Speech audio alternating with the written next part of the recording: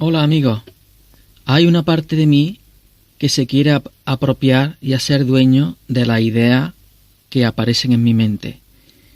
Y dentro de mí existe una lucha constante en la individualidad de esa idea, creerme separado de los demás y creerme que esa idea es mía y que me pertenece y que cuando yo la exponga seré el especial, el magnífico, el único, el maravilloso.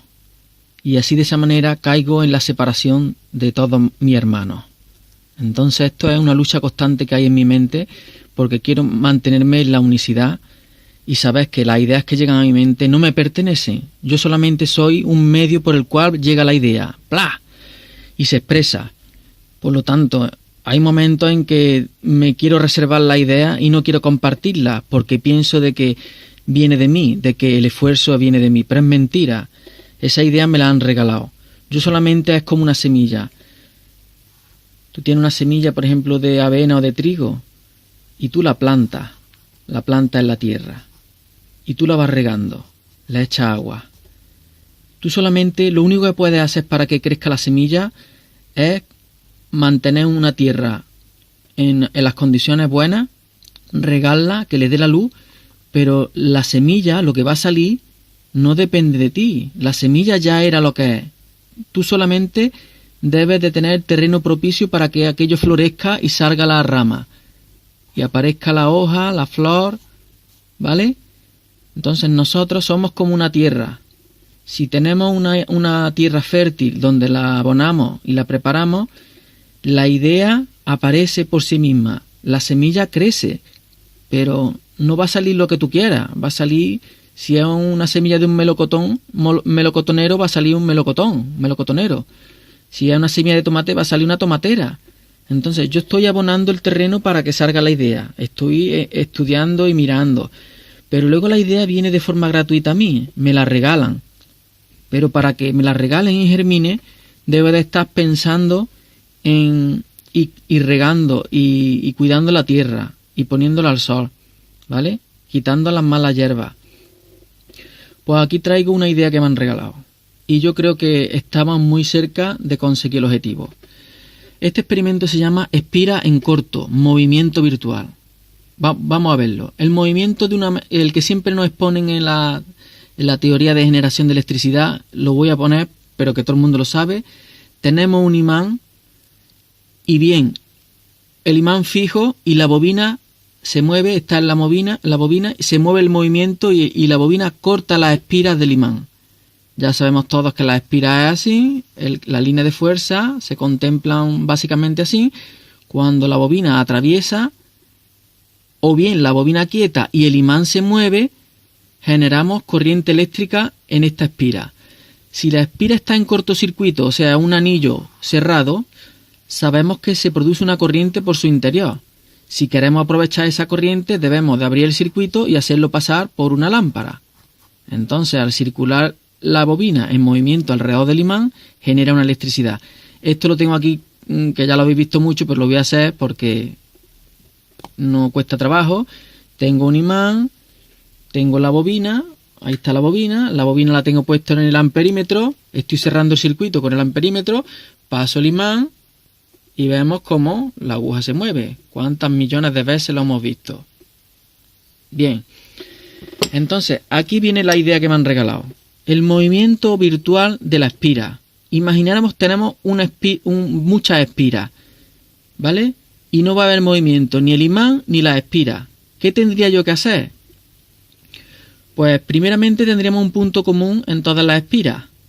Y después, en pares, vamos a ir moviendo un contacto móvil con una batería que va a ir cortocircuitando las distintas espiras. Entonces, cuando yo voy moviendo este contacto móvil, aparte de energizar, por ejemplo, voy por aquí, ¿no? Estoy energizando esta, ¿vale? Entonces se crearía aquí un campo magnético alrededor de esta espira. Pero cuando yo mueva aquí al otro lado, estoy cortocircuitando estas espiras que habrán recibido el campo magnético de esta primera, y entonces esta espira en cortocircuito está, digamos, generando una electricidad y está haciendo que el cortocircuito, conforme yo avanzo esta delga, voy trasladando el campo magnético de la primera, digamos, inducción, se está induciendo a espiras cortocircuitadas porque el contacto al moverse aquí, luego hay una espira aquí en cortocircuito. Esta espira en cortocircuito recibe el campo magnético de esta primera. Este campo magnético se extingue, pero ahora esta está cargada. Pasa al siguiente. El cortocircuito, digamos que se va corriendo para adelante y para atrás. Este contacto lo mismo es para adelante y para atrás. Entonces el cortocircuito virtual, el cortocircuito me va a ser como si la espira, como si esta espira que tengo yo aquí, la estuviera moviendo, como si esta espira ahora, aquí hay muchas espiras. Lo he puesto en una sola espira, en 5 espiras, pero es como imaginaros que son paquetes de muchas espiras. Entonces es como si el campo magnético, las espiras, perdón, se fueran moviendo, ¿vale? Y es un movimiento virtual, entonces sin movimiento obtendríamos inducción. Bien, eso es una parte. Vamos a ver cómo podríamos manifestar ese tipo de inducción y aprovecharlo. Hemos visto en muchos momentos que he hecho yo de experimentos y en otros sitios que se ven, que tenemos un depósito de agua y ponemos una batidora con una hélice. Observamos que cuando empieza a girar la batidora, se generan aquí unas corrientes, el flujo baja en esta dirección, baja en esa dirección, y ahora sube hacia arriba, hacia la superficie. Y de aquí sube. ¿Vale? Claro está que aquí se forma un remolino, y el remolino se ve hasta aquí abajo. Es un remolino, un torbellino hidráulico. Cuando nosotros metemos el imán dentro de la bobina, estamos generando un torbellino magnético. El imán en quieto no hace nada, pero cuando entra y sale es como la batidora que da vuelta, ¿vale? Es lo mismo. Entonces, cuando un imán en avance o en retroceso genera un torbellino magnético, y ese torbellino magnético es el que pone en movimiento las partículas del material de cobre y genera la corriente, ¿vale? Quiere decir que si el imán está quieto o la hélice está quieta y no gira, existe campo magnético, o mejor dicho, imaginaros que la hélice gira, pero está plana, no tiene inclinación. Está girando pero no tiene inclinación, entonces estaría dando vueltas, pero no moviliza las partículas del agua. Pues al igual le pasa al imán. Si el imán está quieto, no moviliza el cobre cuando entra y sale. Cuando está aquí quieto, está claramente no se mueve. Cuando muevo, bien, entonces observad este efecto tanto del agua como del campo. Si lo pintamos de lado, vamos a pintarlo de lado. Sería, todos hemos visto el dibujo del toroide magnético. Vamos a ver un toroide magnético de sección, cortado, así, ¿vale? Entonces todos hemos visto que aquí está el torbellino y aquí está el torbellino magnético. Y vemos cómo las líneas de fuerza entran por aquí, salen y entran por aquí. La línea de fuerza entra y salen. Entonces, ¿cómo podemos...? Aquí está el misterio y la clave de Clemente Figueras. ¿Cómo podemos generar ese circuito? Bien, todos conocemos, si habéis seguido mis vídeos, el circuito magnético de Blaber Figueras. ¿Qué significa eso? Miradlo, ahí está, ¿no? Lo voy a pintar de perfil. Imaginaros que lo tenemos así de lado. ¿Vale? Ahí de lado. Esto sería de lado. Imaginaros que en un instante T1 hay un campo interno que sale hacia afuera, aquí. Y en el instante T2, en otro semiciclo, las de dentro están pequeñas y las de fuera grandes. Con lo cual tenemos unos campos. Si observáis esto, ¿vale? Es como si viéramos estas líneas que están aquí, es como si el agua tira para acá, ahí para allá. Y cuando ya el agua va para arriba, ahora las flechas van para adentro. Observad esto porque esto es muy interesante. Lo voy a simplificar aquí. Se simplifica el cuadro magnético, se simplifica muy fácil así. Esto lo descubrí del flujo metódico, del generador metódico. En esto se basa el invento. aquí está representado el toroide magnético, porque el toroide magnético sale de las líneas y entran aquí, salen y entran aquí, ¿vale? ¿Cómo puedo procrear eso y recrearlo con una espira en cortocircuito? Pues bien, si yo esa espira en cortocircuito la instalo aquí dentro, conforme voy alimentando la espira en cortocircuito, va avanzando y retrocediendo, a la vez que yo voy haciendo un cambio de flujo alternante entre este campo que aumenta hacia afuera y este campo que aumenta, cuando este disminuye, este aumenta por fuera, tenemos este símbolo se pintaría así, por ejemplo, así. Aquí tenemos las dos líneas que salen y aquí tenemos las dos líneas que entran. ¿Observáis cómo el flujo sale de aquí? Esta pieza y esta es la misma. Son dos instantes en el tiempo distintos. Entonces vamos a tener que en este espacio, aquí, en este espacio, vamos a tener este juego magnético, este toroide. ¿Vale? A ver, lo he pintado mal, perdón.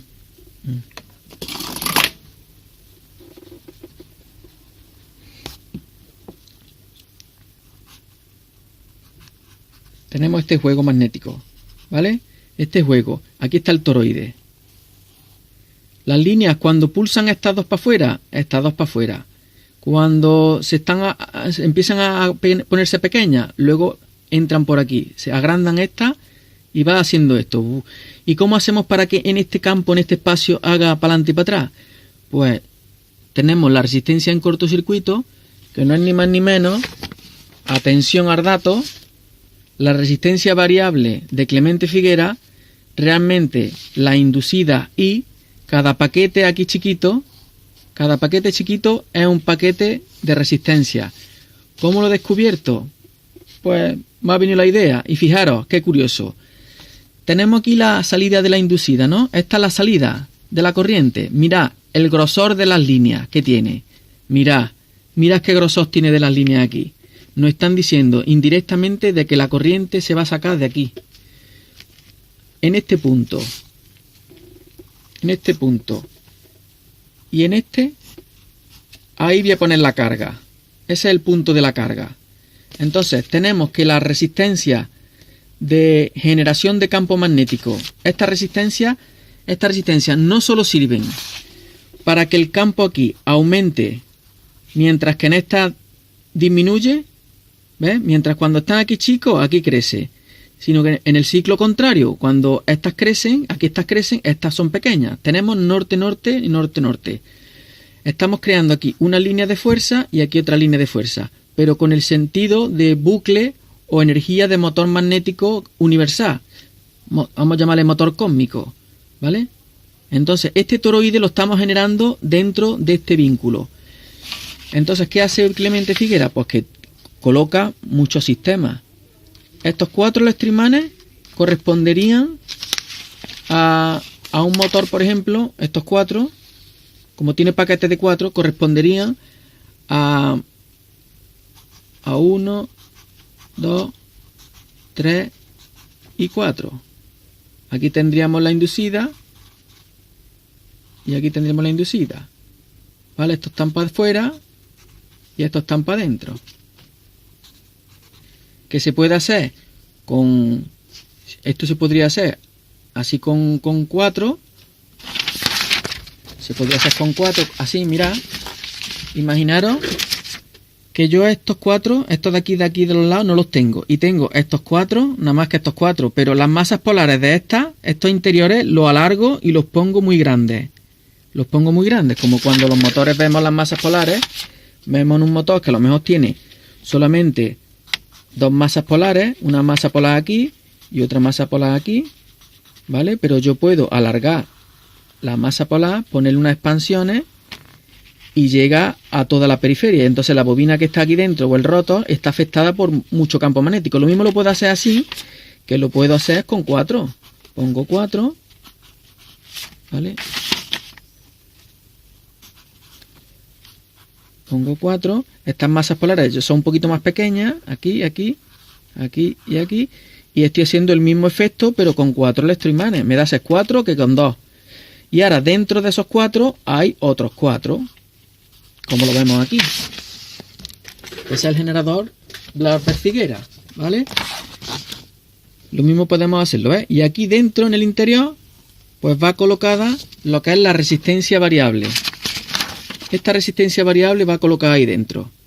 Y en extremo de la resistencia, que va aminorando, y daros cuenta de que siempre dicen en este experimento que siempre tiene que haber como mínimo, cuando el colector esté dando vueltas, aquí lo tengo dibujado el colector, cuando tengo el colector dando vueltas, tiene que estar la escobilla como mínimo contactando con 2 puntos a la vez. ¿Por qué con 2 puntos? Pues porque mientras que con una alimenta una parte de la espira, la otra la está cortocircuitando y está haciendo un efecto de bobina en corto, avanzando y retrocediendo. ¿Vale? Bueno, pues yo creo que ya está todo dicho. No sé si se me queda algo en el tintero. No, creo que no se me olvida nada. Si tenéis alguna duda, pues me preguntáis. Ahora, para hacer el experimento, tengo que construir una resistencia tubular. Tengo que hacer un tubo de este diámetro. Y en ese tubo tengo que colocar los imanes tal y como veis. Así, como esto. Como esto. En el lugar del espacio aquí hay que meter una resistencia. Voy a dibujarlo. Perdonad un momento. Esto ya tiene más diseño. El diseño de fabricación de esto ya es más complicado. Tendría yo que hacer ahora un tubo. Yo tengo aquí un tubo. Una pared fina. Donde tengo que liar grupos de resistencia. Grupos de resistencia en serie. Y tengo que ir tomando tomas, sacas tomas. Y que no se cortocircuiten. Y hacer por lo menos tal y como está aquí. Tal y como está aquí, por ejemplo, 1, 2, 3, 4, 5, 6, 7, 8. 8 tomas de resistencia. ¿Por qué utiliza resistencia? Os preguntaréis, yo lo estoy pensando. ¿Por qué utiliza resistencia en vez de bobinas de hilo? De cobre. Pues claro, como la bobina de cobre, si yo aquí voy a coger y voy a poner la carga, yo ahí voy a poner la inducida, la salida de potencia. Si yo esto todo es cobre, no hay resistencia apenas, y al no tener apenas resistencia, la caída de tensión, el voltaje, va a ser muy pequeño. Para que haya caída de voltaje, y aparte te sirva para variar la corriente de inducción de los campos magnéticos de los electroimanes que van a trabajar, pues si no hay resistencia, pues la variación de corriente va a ser muy poca. Pero más que todo no es por la variación, sino también por la caída de tensión en extremos de la resistencia de Nicron, para que pueda haber una salida de tensión bastante importante. Y como será poca, realmente, será poca la tensión que haya, por eso hay que colocar varios sistemas trabajando en paralelo, porque estos están en paralelo los voltajes. Y también deciros de que solamente un disco, con solamente un disco no será bastante. Habrá que tener varios discos para gobernar, varios discos conmutadores o conmutadores para gobernar tantas inducidas como tengamos. Porque aquí fijaros, aquí tenemos 1, 2, 3, 4, 5, 6, 7. Tenemos bastante inducida. Mientras más inducida, más voltaje en extremos de la resistencia y más poder de fuerza electromotriz. ¿Vale? Bueno, pues ya está. Bueno, dentro del tubo este de resistencia, que habrá varios paquetes, pues tendremos que colocar nuestros electroimanes. Aquí tendremos uno y otro. Voy a pintarlo con otro. A ver. Voy a pintarlo mejor, vamos a ver. Voy a pintarlo así. Uno. Voy a ponerlo en grande. Y vamos a pintar más que 3 resistencias. 3 series de resistencia. Que tendríamos un punto aquí, un punto aquí, un punto aquí, un punto aquí. Eso sería un tubo. Dentro del tubo, esto sería un electroimán mirando para afuera, otro electroimán mirando para afuera. Aquí habría otro. En el espacio estrecho hay que dejarlo para la resistencia. Este mirando para afuera, para adentro. Y este aquí mirando para adentro. ¿Vale? Para que se generen la resistencia genera desplazamiento lateral del flujo. Y el flujo de estos electroimanes va a generar un flujo así.